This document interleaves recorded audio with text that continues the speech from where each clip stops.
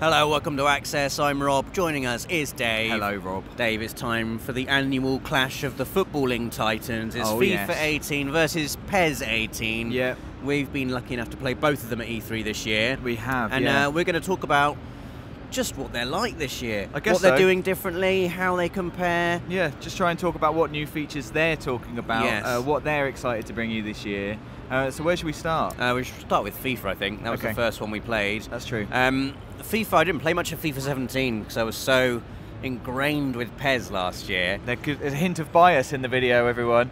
Everyone knows I'm a PES man. But FIFA 18 really impressed me this year. That's because you scored lots of goals and you beat both me and Nathan. I beat Dave, I beat Nathan. But that isn't what's impressive about it, because usually with FIFA, I'm quite bad at building up the play with FIFA. I'm quite bad at being able to cut through opposition, but it felt like there were more opportunities for me to do that with FIFA this year, primarily because the passing felt a little bit more responsive, the player movement felt a lot more responsive, and that's how I like to play football games, a very patient, passing, probing game that I didn't feel like I was able to do in FIFA before, but it felt like I could do that this year. Well, that's one of the things I think they've worked on. I mean, Nathan was telling me he had a presentation with them and that they have completely overhauled the animations. I think the animations can now change every frame, rather than before it was maybe at the end, it was every step. Yeah. Now they can change the animations every frame, which obviously means you're going to be a whole lot more responsive because you can change direction and stuff on the fly.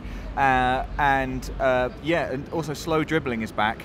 So there's a big emphasis on midfield play and quite dribbling. A lot of slow dribbling. The L1 button, I think, stopping dead and just holding on to it. I mean, maybe that's just why we're rubbish at FIFA, Rob, because I think everyone else is going for a lot of speed, and here we are holding L1. We did see a lot of other very good FIFA players playing each other, and it looked fast. Yes. Whereas, I'm an old FIFA granddad. I like to slow things down, assess my options, spray it about, pass it back, pass it between the back four. But I did play as Manchester United, and Pogba is an absolute monster in midfield. Yeah. It really felt like players like Pogba, really strong physical players, but also really good at passing, have a massive role to play in FIFA this year. Because quite often I used to find FIFA would bypass the midfield altogether. You defend, you get it in defence, you'd spray it forward, and it'd be the attackers and the wingers that would take it all. But now players like Pogba, and if you're playing as Barcelona, players like Iniesta, Rakitic, and Busquets have a much bigger role to play in FIFA. Yeah, and them passing it is crucial. And it's knowing those players is a big part of FIFA. Knowing what they're capable of, matching them up against, who you're up against. Am I going to win in this kind of field of play? And I guess partly that's another thing they've worked on in terms of animations. They have. They've added 5 archetypes, animation archetypes. This was so before, interesting. If you were really, really big or really, really small, they basically just scaled the animation. So if you were really small, you were taking twice as many steps or something as if you were really, really big. It just didn't make any sense, and they've worked on that now. So they've got 5 archetypes of animation to work with the body types of the players. So the body types of the players, obviously are very different, and that might hint at what they're good at, if they're going to be fast, if they're going to be strong. So that's now reflected in the animation as well, which is going to be useful when you're coming to learn about players and their strengths and weaknesses. Well, it gives a lot more personality to the game as well, doesn't it? Yeah, so it's going to just look more realistic. Yeah, when you're playing as Ronaldo, obviously they've done proper scanning on Ronaldo, and he runs exactly like Ronaldo runs, but every player feels a bit more unique this time. Yeah, and also, or at least doesn't feel so similar to the other players. And also they've got the whole thing where they want more of a focus on dramatic moments. I think we were given an example in the presentation, Zidane's volleyed winner in the Champions League final, I think in 2000 for Real Madrid. Moments like that, just spectacular goals from the side of the box, because football is an unpredictable and sometimes mad sport, and mad things can happen. And Nathan asked them outright, trying to figure out what that meant, and it doesn't mean that your shots are more likely to go in or less likely to go in. It just means that they're more likely to go in with some pizzazz and some wow, something that's going to make you want to stand up and go I scored a goal there. Something my massively friends, unscripted. Rather than just something that kind of trickles in as a bit of an anticlimax, which are what most of my goals are like. Yes, in fact, they are just bundled in, rubbish deflected goals. Yeah, Dave specials. But FIFA's presentation has always been one of its strongest points. Its authenticity. It looks like you're watching Sky Sports Super Sunday. Yeah. And they've obviously amped that up again, with specifically the regionalisation of it, which means they have looked at what football looks and feels like in different countries. And we played I think we played a Premier League clash, didn't we? Chelsea versus Man United. We also played Juventus versus Paris Saint-Germain. We played, and then we played LA Galaxy versus FC Toronto, and it was a completely different feel. It was like sunset in LA, wasn't it? I think it was in LA, and like just the shape of the stadium. I remember particularly the announcer. The announcer was great. Announcing the teams at the start was sort of that kind of nice, laid-back American style. Really instantly, like, just puts you in the place that you are. I know Nath said I think they've worked a lot on South America as well, and there's things like I believe there's like a car on a sort of stand, and it's like a prize that you can win if you go to the match, and there's that cool. there, which also links into FIFA's other big kind of well, not change, but news, I guess, is that the Journey is back, the Journey 2 this time. And I think that the Journey 2 is the single-player mode where you play as Alex Hunter and you are following his career, or it's your career.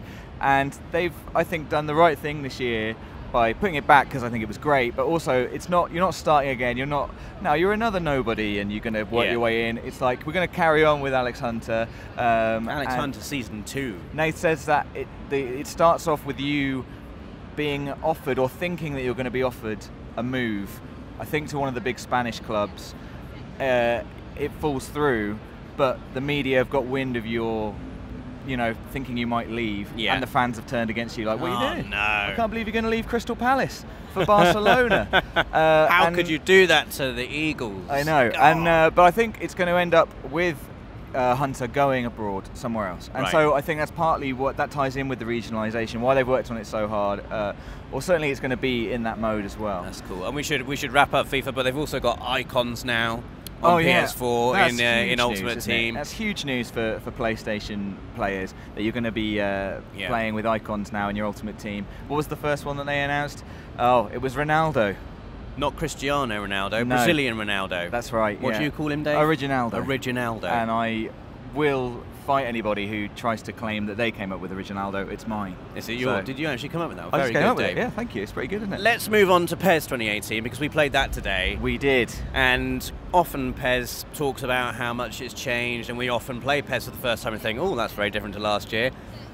This year, it was almost like a different game. I mean, it was instantaneous. We sat down and kicked off, and straight away it had changed. And I think it's come on leaps and bounds. It's really, really good. I mean, we've both always really enjoyed PES. You're a particularly big PES player. I'm a massive PES fan. But this year is really exciting, I think, for me. Like, honestly, I had such a lot of fun playing it. So good. And even though you lost. Why. Even though you lost. I lost every time. Times, I lost every time. You still had fun. But we said, didn't we, actually, we've done a video just on PES that you should watch it after this one, if you haven't already. And we said that usually we play PES at E3 and we'll have like 3 0-0 games. Maybe one of us will sneak a winner in one of those games. This time I think we scored 6 or 7 games. There were 6 or 7 goals.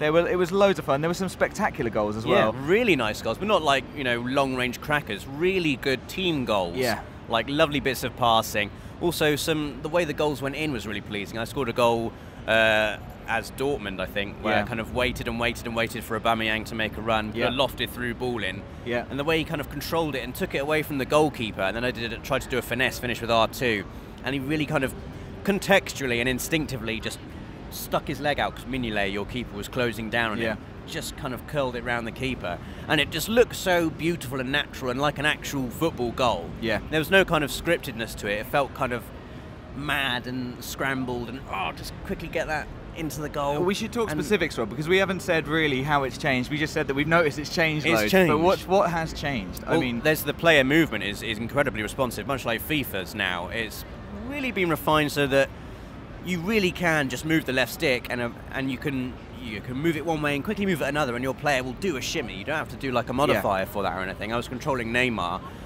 going in one direction, and quickly flicked it in the other direction, and the change of direction was so sharp and precise, and so responsive to my input. Yeah. It feels like in PES now you're able to move at the speed of thought, which is something you've not been able to do in PES before. Quite often you have to anticipate and do something maybe a second or so in advance of when you want it to actually happen if you want it to come off properly. Yeah, and I think also more impressive than that is that the players are quick and responsive, like you say, but in a completely believable and natural and human way. You know, it's not like it's not a jerky. You know, it's not. They're not doing something weird with the animation to make it so that you can go in the direction you want quickly. Yeah. They have put in, I don't know how many, but they've obviously worked really, really hard on the animation system. It felt really. We were trying to think of the word, weren't we? Yeah. To the way the players move, very fluid. Like before in PES, you maybe run and then you cut in like that. Now it's more like rounded. I'm going to say rounded. Smooth. The movement feels more rounded in PES. It feels very human though. Watching it was just a real joy. In fact, you just stop thinking about it. You stop thinking. I think this is